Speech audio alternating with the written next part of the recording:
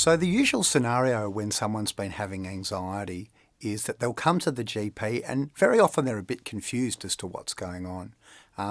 Very often they're experiencing physical symptoms and they come in worried that they actually have a heart problem or that they have a breathing problem or that they have some serious medical illness.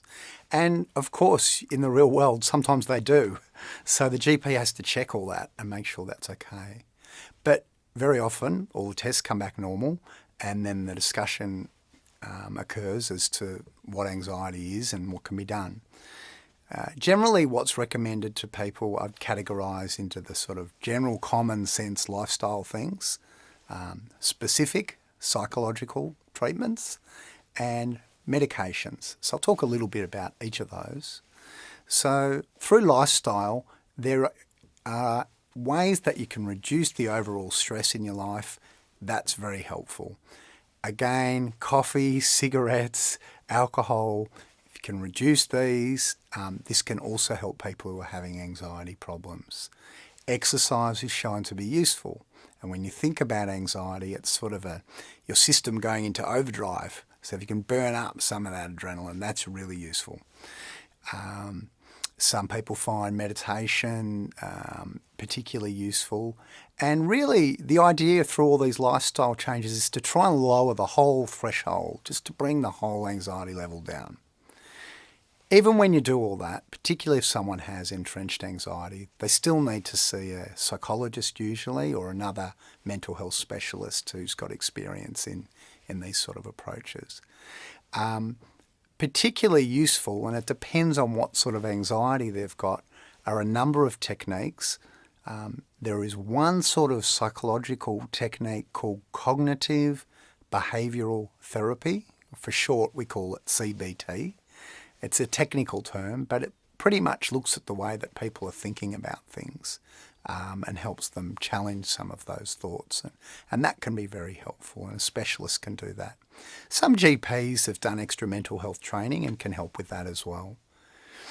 There are other psychological approaches which are really useful, and we won't mention them all today, but relationship counselling, family therapy, other approaches are also very valid. Finally, medications have a role, although this is just a bit of a cautionary note. Some of the anxiety-reducing medications can actually be a bit addictive.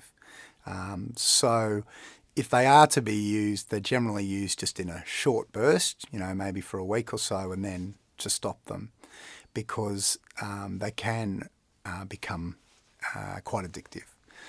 The other thing that's interesting is often the antidepressant medications. Even for someone who's not having depression, some of those actually help people with anxiety.